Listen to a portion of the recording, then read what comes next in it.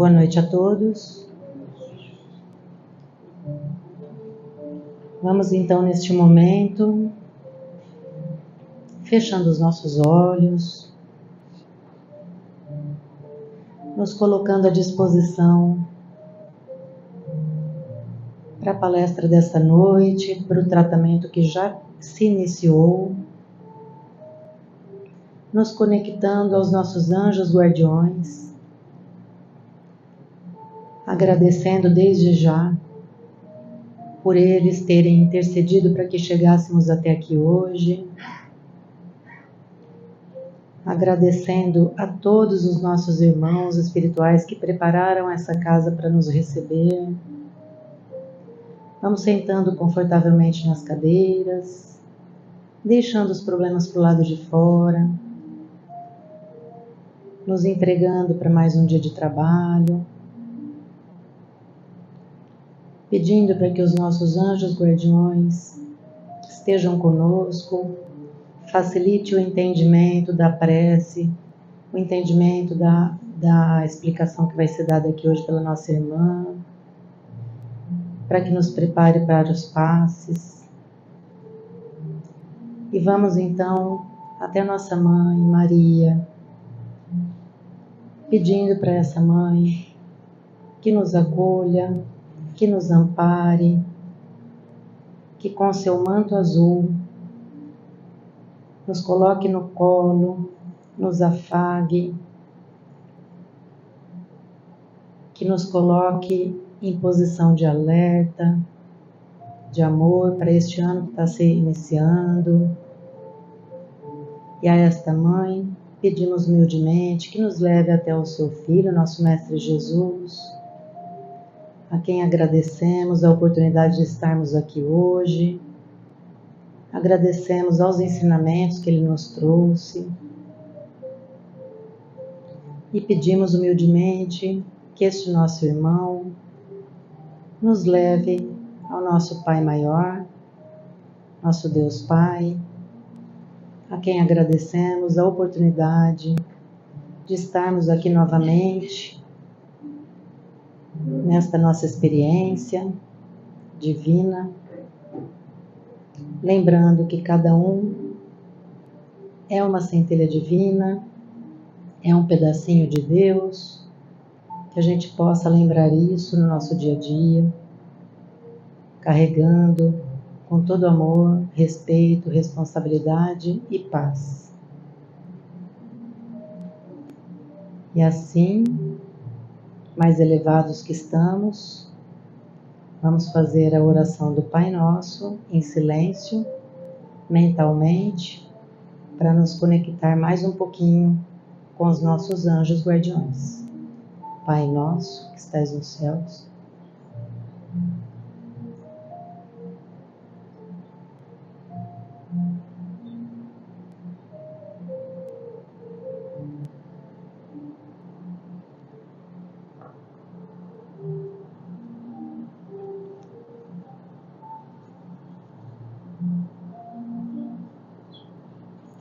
assim seja, graças a Deus. Vamos então. Quer que acende aqui? Vamos então chamar a nossa irmã Micênia, que vai facilitar a palestra dessa noite. Boa noite para todo mundo. Agradeço a oportunidade de estar aqui hoje com vocês. Me parece que faz uns 2 anos eu estive aqui logo após a virada do ano e falei com vocês sobre o espírito de renovação. Não sei se alguém estava aqui naquele momento. Porque o que acontece? Toda vez que a gente tem uma virada de ano, a gente começa um ano novo, a gente tem aquela ideia de que as coisas vão ser diferentes, né? Tem até aquela frase velha, ano novo, vida nova, né? Tem musiquinhas que cantam por isso. Mas o legal disso é que nós nos enchemos dessa vontade de transformação. Nós nos enchemos de esperança, né? E nós começamos o novo ano com aquela vontade de mudar. E todos vocês sabem que a gente está aqui na doutrina espírita exatamente para realizar isso, para que nós possamos nos transformar moralmente. A gente costumava chamar isso de reforma íntima, mas dava muito medo nas pessoas e as pessoas fugiam, né? Falava que eu vou ter que mudar alguma coisa? Eu me recordo, inclusive, de um palestrante, ele brincava e ele cantava quando ele fazia as palestras, né? Ele falava, nós somos lotados de síndrome de Gabriela. Eu nasci assim, eu sou assim, eu vou morrer assim, né? Bom, então, diante desse desejo de mudança, dessa inspiração do ano novo, nós fazemos o quê? Nós fazemos planos, né? Nós temos ideias, nós imaginamos. E a primeira coisa que a gente tem que fazer para mudar alguma coisa na nossa vida é ter esse pontinho de imaginação, esse pontinho de pensamento do que é que eu quero mudar, do que é que eu quero fazer diferente, o que é que eu não quero mais repetir na minha vida, né? O que é que eu preciso? Será que eu preciso começar hoje a segunda-feira, um dia bom, né? Passou a virada do ano, segunda-feira é dia bom para fazer um regime, né? Então, será que eu preciso começar uma dieta nesse ano que se inicia, para que eu tenha uma vida mais saudável, para que eu tenha condições físicas, que eu tenha uma disposição maior? Será que eu preciso dormir mais cedo e dar um tempo para o meu corpo físico descansar? Lembrar que a gente precisa daquele momento do desdobramento, né? Que nós vamos nos encontrar com os nossos iguais e muitas vezes nós vamos reabastecer as energias, outras vezes nem tanto assim, né? É muito comum as pessoas que às vezes têm pesadelos, né? Que passam por dificuldades com sono, distúrbios do sono, às vezes elas não estão indo para um lugar tão agradável assim. Isso precisa ser estudado, trabalhado para ser modificado, né? Porque a ideia não é essa, a ideia é a gente poder dormir, descansar o corpo físico, reabastecer as nossas energias espirituais e começar um novo dia melhor. Então, se a gente está tendo muitos distúrbios do sono, alguma coisa está errada, que a gente precisa mudar, né? Questões físicas, questões de saúde. Hoje é um dia que tem tratamento na casa, muita gente vem em busca de tratamento por questões de saúde, né? E nós costumamos tratar os sintomas, mas nós não tratamos a causa dos nossos problemas, né? Então, nós temos que investigar para descobrir quais são as causas verdadeiras que estão trazendo aqueles sintomas, que estão despertando aqueles sintomas que não nos fazem bem, porque se fizesse bem, a gente não estava procurando ajuda, né?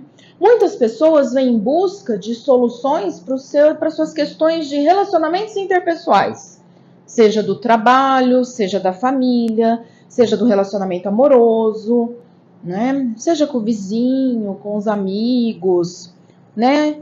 Afinal de contas, eu costumo dizer que de uns 4 anos para cá, parece que as pessoas perderam os filtros. Parece que elas se sentiram à vontade para falar tudo que vem na cabeça delas, independente se aquilo vai magoar ou não, se aquilo é bom para ela ou para os outros. Lembrando daquelas 3 peneiras lá de Sócrates, que a gente tinha que aprender a passar tudo que a gente vai falar para qualquer pessoa pelas 3 peneiras, né? Ver se aquilo serve para alguém, se aquilo é bom para mim, para o outro, se aquilo vai servir para algum propósito, ou se eu estou falando um monte de coisas inúteis que não servem para ninguém, se eu estou falando da vida dos outros, por exemplo, né? Então, nós perdemos o filtro. Antigamente as pessoas eram mais polidas, elas mediam um pouco mais as palavras, né?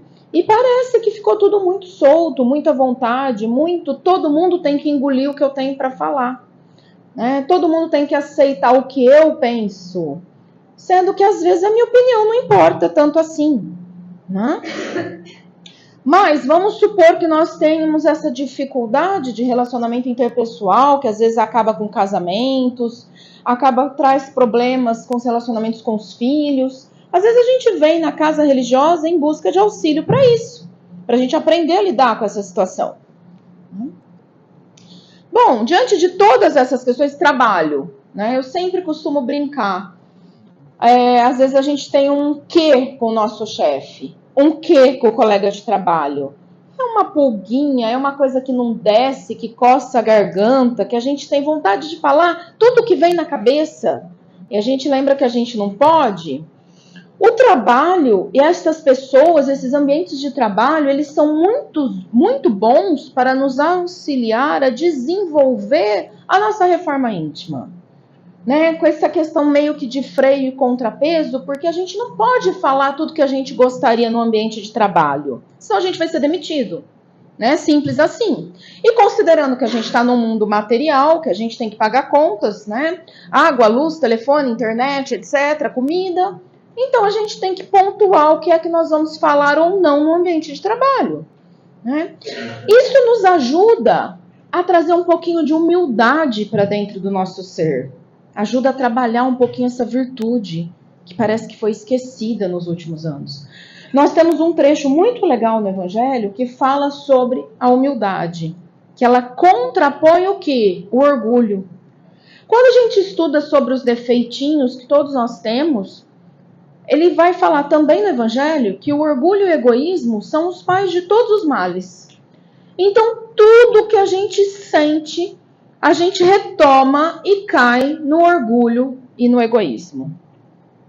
Tostines é fresquinho porque vende mais ou vende mais porque é fresquinho? Quem nasceu primeiro, o orgulho ou o egoísmo? Qual que deriva de qual? Eu não sei dar essa resposta, porque dependendo do que você lê, eles falam que o egoísmo é o pai, tem gente que fala que é o orgulho. Então, o orgulho e o egoísmo, eles são quase que sinônimos que se entrelaçam aí, tá?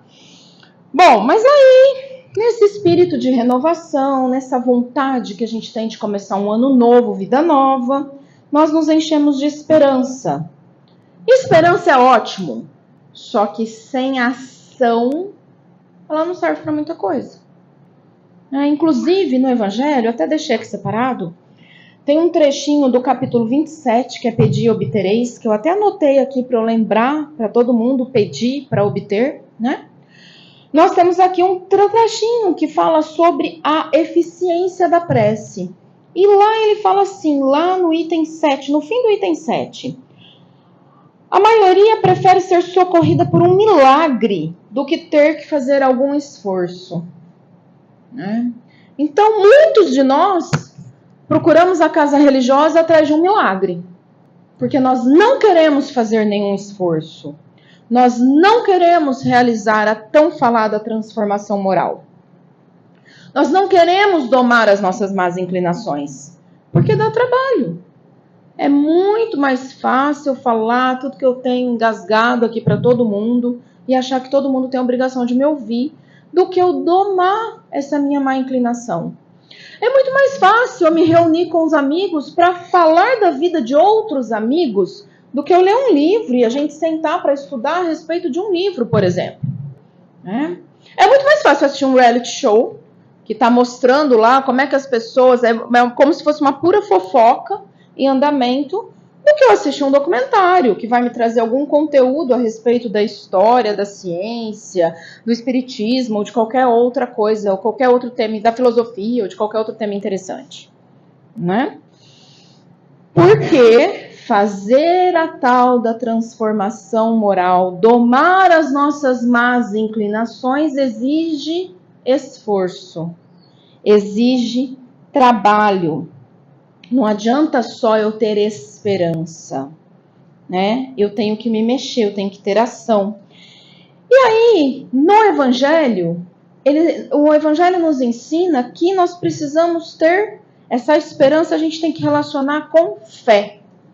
Porque daí tem um trecho do Evangelho que fala o quê? Que a fé transporta montanhas.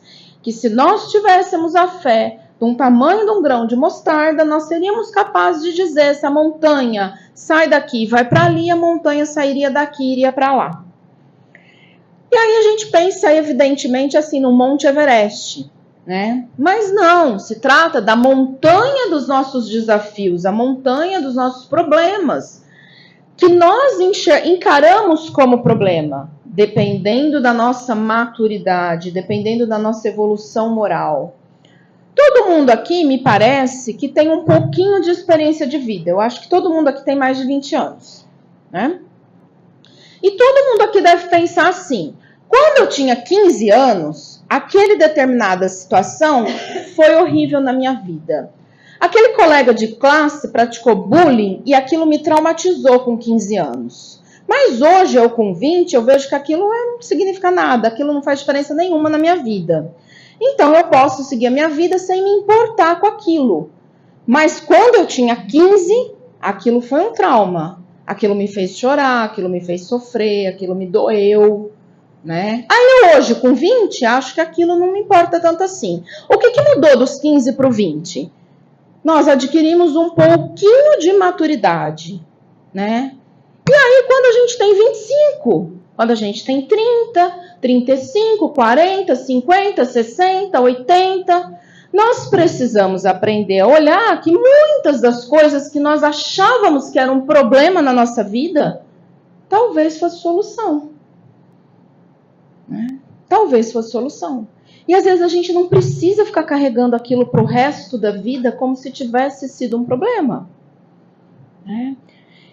Agora, se a gente não chegou nos 80 com essa maturidade para enxergar isso, talvez nós tenhamos que, com 20, que eu estou vendo que todo mundo aqui tem 20 anos, talvez nós tenhamos que, com essa tenra idade dos 20, começarmos a não enxergar as coisas como problemas, mas como desafios. Igual todo mundo aqui deve ter feito alguma provinha na escola alguma vez na vida, né? E a primeira provinha que a gente fez, olha que dificuldade, eu vou fazer uma prova, o que é isso? Né?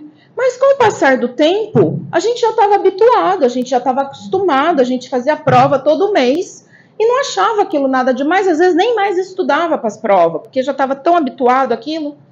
Né? Se alguém aqui prestou concurso, então adaptou-se em fazer prova, e prova é tão comum quanto você tomar um copo de água, quanto você ler um livro, quanto você ir no banheiro. Prova virou uma coisa comum. Pois nós precisávamos analisar os nossos desafios evolutivos da mesma forma. Aquele chefe complicado, aquele relacionamento meio conturbado, aquele filho que às vezes a gente olha e fala que o filho é um problema, né? Lembrando de uma outra palestra que eu fiz, que consta, né, que a gente aprende no Evangelho que filho é missão divina. Então, missão divina a gente nunca vai poder analisar como problema, né? Vamos voltando. Bom, então, nós pegamos essa fé que transporta montanhas e precisamos colocá-la na nossa vida através do quê? Como que a gente vai transportar essa montanha? Pela reforma íntima, por domar as nossas más inclinações e por nossa transformação moral. Não tem como a gente transportar as montanhas dos nossos desafios se não for por esse caminho.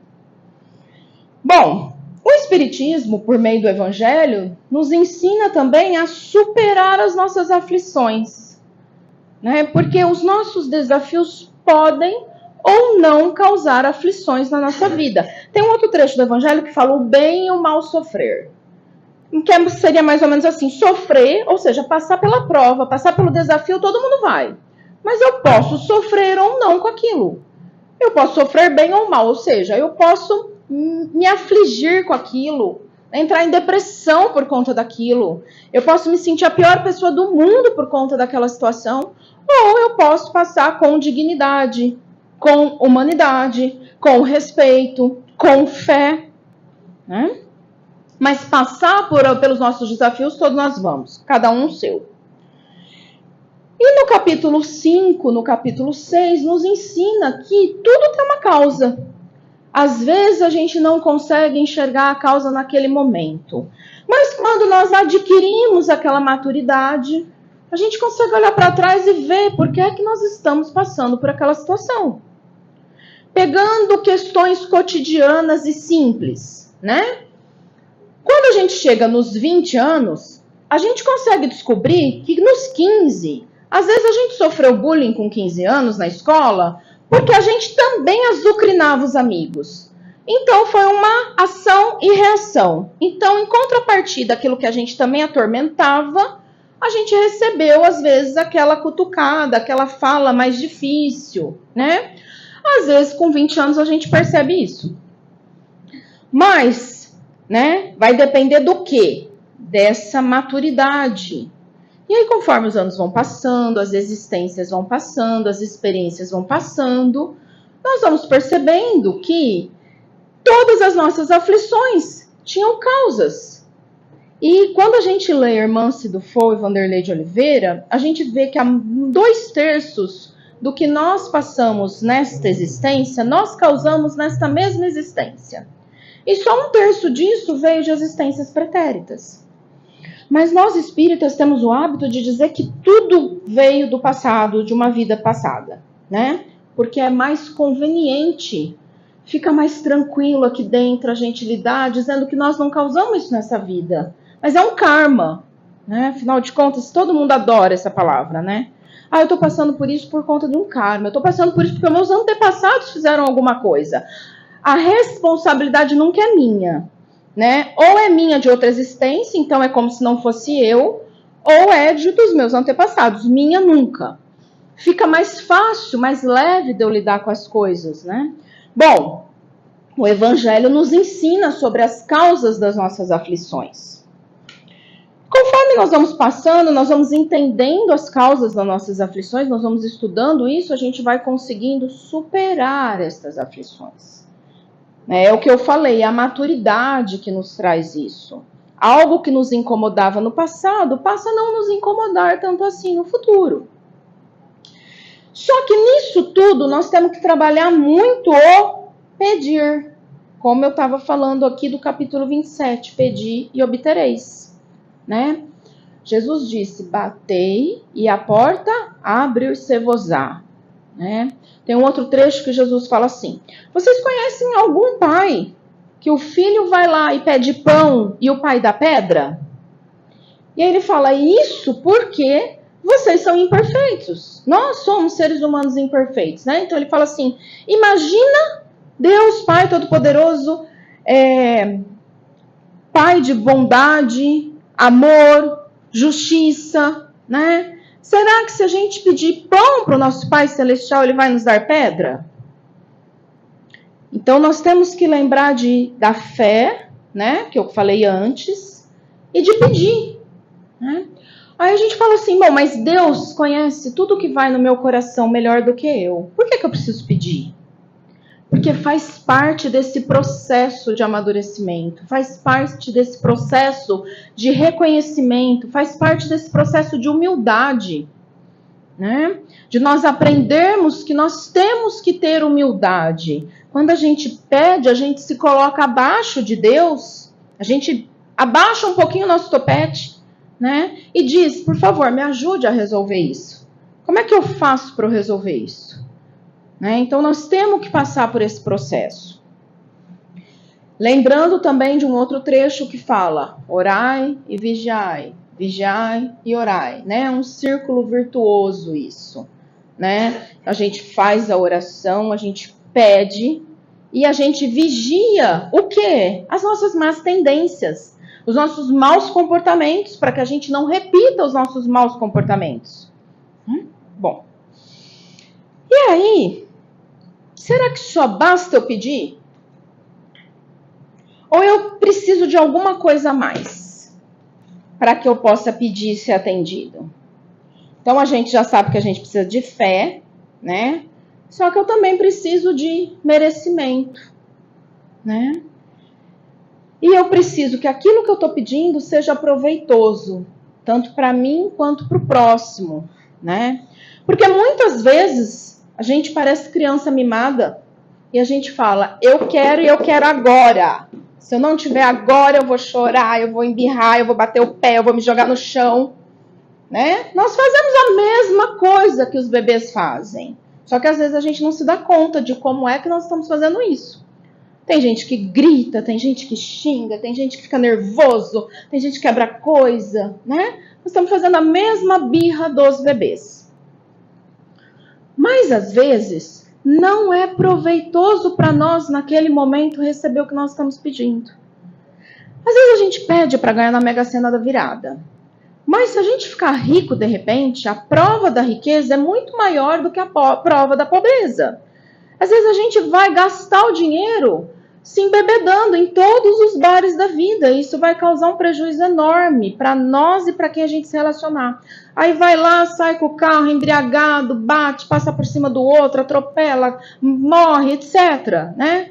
Então, Deus, conhecendo o nosso coração, conhecendo as nossas mazelas, Ele vai falar, não, filho, olha, eu até entendo. Todo mundo gostaria de ganhar na Mega Sena da virada, mas isso não vai ser bom para você nesse momento. Né? Você ainda não tem o quê? A maturidade para você lidar com isso que você está pedindo. Então você não vai receber isso agora. Né? Mas nós vamos receber? Vamos. Quando? No tempo, já conhece aquela outra frase, no tempo de Deus. Né? Que na verdade quer dizer o quê?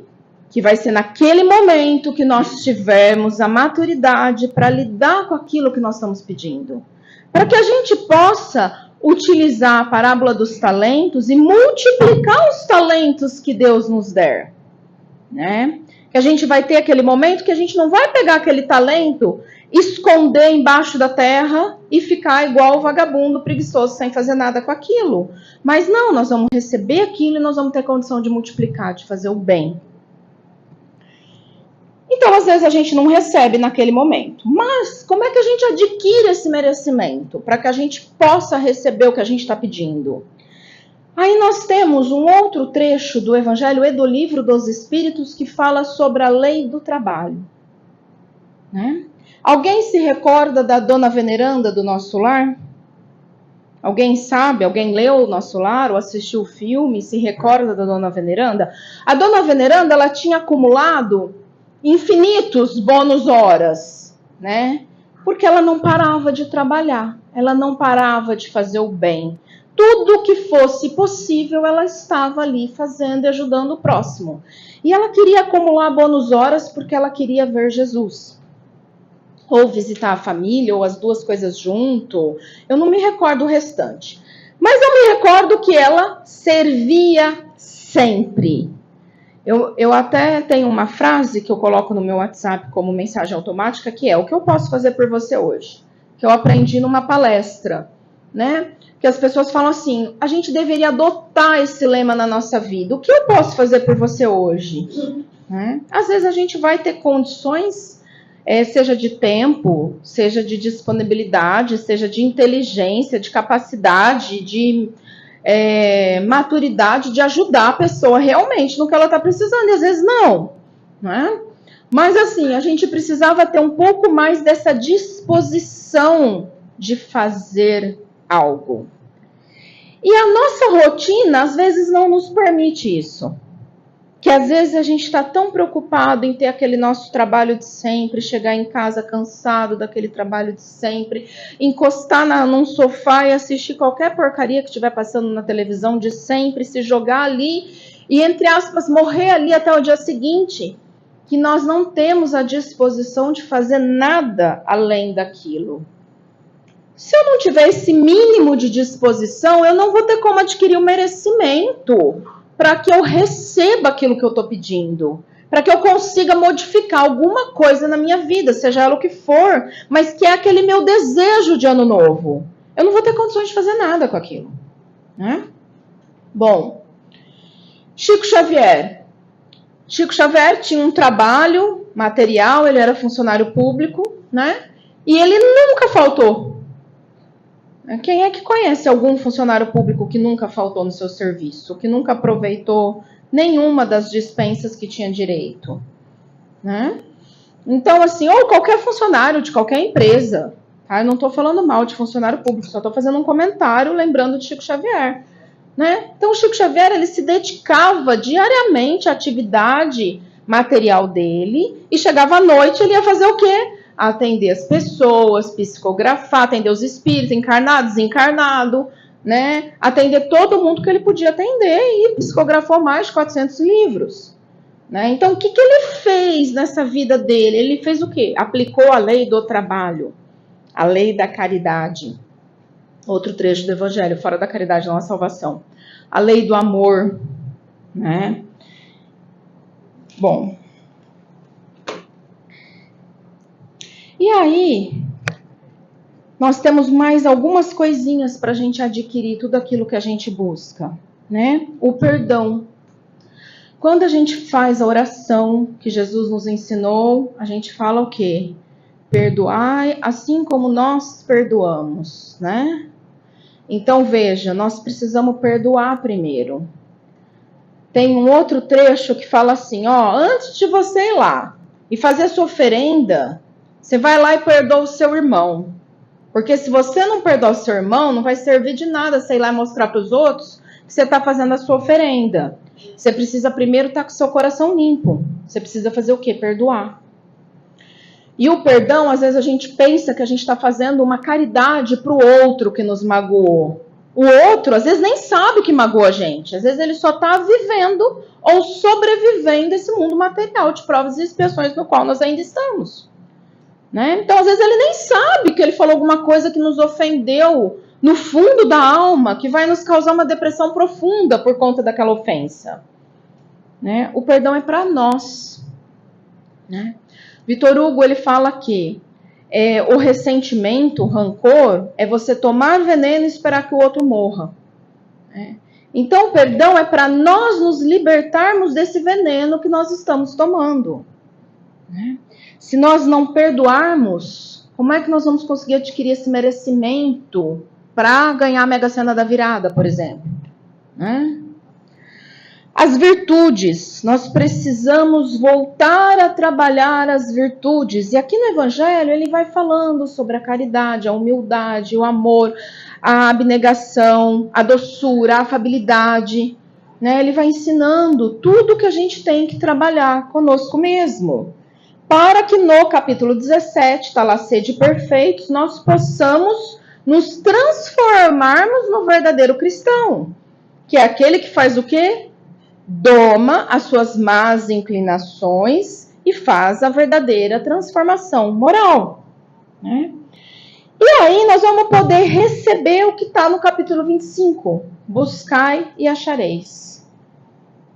Né? Seja o que é que nós estamos buscando. Seja a questão da saúde física, mental, espiritual, os relacionamentos interpessoais, a melhoria nas comunicações, seja lá o que é que está afligindo a gente, que faz a gente se socorrer de uma casa religiosa, de uma terapia, de um psicotrópico e etc. Né? Nós vamos poder achar. Lembrando que Jesus também falou assim, o meu pai trabalha até hoje, eu também. E aí a gente faz de tudo para fugir desse trabalho, dessa lei do trabalho, né? Que ela está em todos os lugares. Né? Bom, e para finalizar, nós precisamos lembrar que, conforme está no capítulo 20, foi falado que nós somos os trabalhadores da última hora. Então, né, já passou todo mundo, nós estamos lá no finzinho do tempo. Não tem mais tempo para a gente arregaçar as mangas e começar a agir.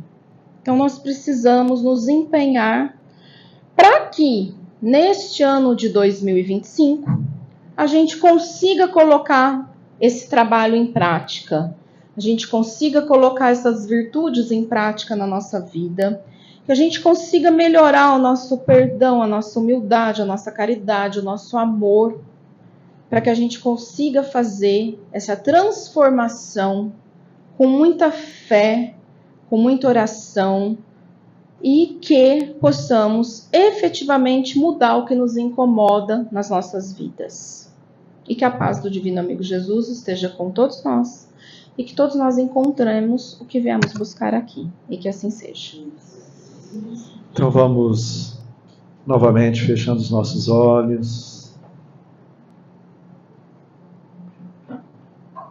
Para que juntos possamos mais uma vez refletirmos sobre a mensagem da noite, que foram vários alertas, vários chamamentos, para que possamos, como nossa companheira nos colocou, sempre no início de um novo ciclo, buscamos alguma mudança, aprimoramento, evolução. E para que essas provas, as nossas aflições, para que possamos pedir e obter, enfim, tudo que a mensagem nos trouxe, é necessário que cada um de nós olhemos para dentro de nós, para a nossa transformação, para o nosso eu. Fazendo assim, diariamente, buscar olhar para as nossas ações, para os nossos pensamentos, para os nossos gestos, palavras, de como conduzimos a nossa vida. Com certeza, teremos um ciclo renovado. Teremos a ação em nossa vida para a nossa transformação verdadeira. E assim que possamos manter o silêncio, a nossa paz interior, nosso silêncio verbal, nosso silêncio mental, e aguardando para ser chamados para o passe, refletindo profundamente na mensagem da noite. E mais uma vez, rogamos a Deus, em sua misericórdia divina, que nos envolva em paz, em harmonia. Que assim seja. Graças a Deus.